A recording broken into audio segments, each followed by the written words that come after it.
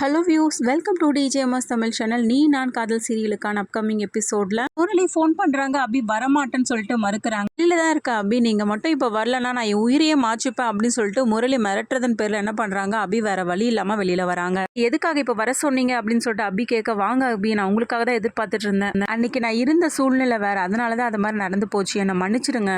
இப்பவே என் கூட வந்துடுங்க அபி, நம்ம ரெண்டு பேரும் எங்கேயாவது போயிட்டு ரொம்ப சந்தோஷமா வாழலாம் அப்படின்னு சொல்லிட்டு முரளி சொல்ல, ஆமா நீங்க என்ன நினைச்சிட்டு இருக்கீங்க உங்க மனசுக்குள்ள, நீங்க பாட்டுட்டு விட்டுட்டு போவீங்க, நீங்க கூப்பிட்ட உடனே நான் வரணுமா, நாளைக்கு எனக்கு கல்யாணம், தயவு செய்து இங்க கிளம்பிடுங்க அப்படின்னு சொல்லிட்டு அபி சொல்ல, ரெண்டு பேரும் பேசிட்டு இருக்கும் போதே மாடியில இருந்து என்ன பண்ணிடுறாரு, ராகவ் பார்த்து ரொம்பவே அதிர்ச்சியாகி போறாரு. இவரு கிருஷ்ணா மாறி இருக்காரு அப்படின்னு சொல்லிட்டு ரொம்பவே குழப்பத்தோட அங்கிருந்து வராரு. இந்த பக்கம் அபி, தயவு செய்து இங்கிருந்து நீங்க கிளம்புறீங்களா அப்படின்னு சொல்லிட்டு சொல்ல, ஐயோ அபி, என்னால நீ இல்லாம இருக்கவே முடியாது, வாழவே முடியாது, நீ இல்லாத ஒரு வாழ்க்கை என்னால நினைச்சு கூட பார்க்க முடியாது அப்படின்னு சொல்லிட்டு ரொம்ப க்ளோஸா வந்து பேசிட்டு இருக்காரு. க்ளோஸா இருக்கிறது வந்து ராகவ் பாத்துறாரு. பார்த்து ரொம்பவே அதிர்ச்சியானது மட்டும் இல்லாம அங்கிருந்து கிளம்பிட்டு ரொம்பவே யோசிக்க ஆரம்பிக்கிறாரு.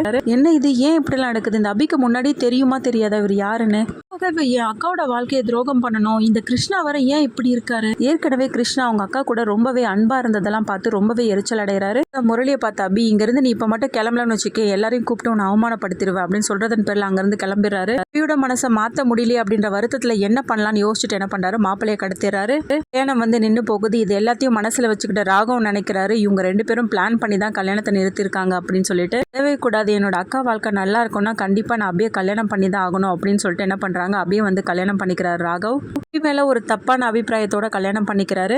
ராகவ் அபியை கல்யாணம் பண்ணிக்கிறதுக்கு முன்னாடியே அப்புறம் அந்த கிருஷ்ணாவையும் பார்த்து பேச ஆரம்பிக்கிறாரு. நீ என்ன நினைச்சிட்டு இருக்க உன் மனசுல, என்னோட அக்கா வாழ்க்கையில நீ துரோகம் பண்ண எப்படி உனக்கு மனசு வந்தது, அக்கா இருக்கு அந்த அபிக்கும் இருக்கு அப்படின்னு சொல்லிட்டு என்ன பண்றாரு, சவால் விடுறாரு. என்ன இவன் அபிக்கும் சேர்த்து இருக்குன்னு சொல்லிட்டு தவறா புரிஞ்சுட்டு இருக்கான் போல இருக்கு, அதையே நமக்கு சாதகமா மாத்திக்க வேண்டியதான் அப்படின்னு சொல்லிட்டு பேச ஆரம்பிக்கிறான்.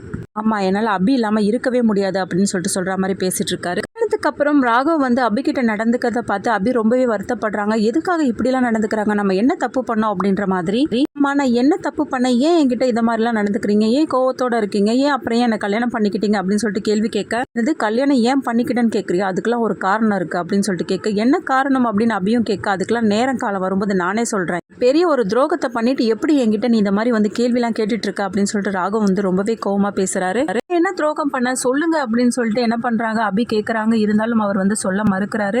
இங்க நடந்ததெல்லாம் நீ வீட்டுல உள்ளவங்க கிட்ட போய் சொல்ல போறியா, நீ என்ன வேணாலும் சொல்லிக்கோ, ஆனா அதுக்கு முன்னாடி உன்னோட அக்காவோட வாழ்க்கையை பத்தி கொஞ்சம் யோசிச்சு பாரு, நடந்ததெல்லாம் நீ எல்லார்கிட்டயும் போய் சொல்லணும்னு நினைச்சுன்னா உன்னோட அக்கா வாழ்க்கை நல்லா இருக்காது, அது மட்டும் நான் ஷோரா சொல்றேன் அப்படின்னு சொல்லிட்டு என்ன பண்றாரு, அபியை பார்த்து மிரட்டிட்டு போறாரு.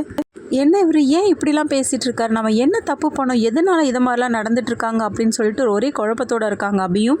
இதுக்கப்புறமா ராகவ் ஏன் இப்படி உங்ககிட்ட நடந்துக்கிற அப்படின்ற உண்மை வந்து எல்லாத்தையும் சொல்றாரா இல்லையா தெரிஞ்சுக்கலாம். அதுக்கு மறக்காம நம்மளோட சேனல் வந்து சப்ஸ்கிரைப் பண்ணிக்கோங்க, கூடவே இருக்க அந்த பெல் ஐக்கானும் கிளிக் பண்ணிடுங்க, அப்பதான் நான் போடுற அடுத்தடுத்த வீடியோஸ் உங்களுக்கு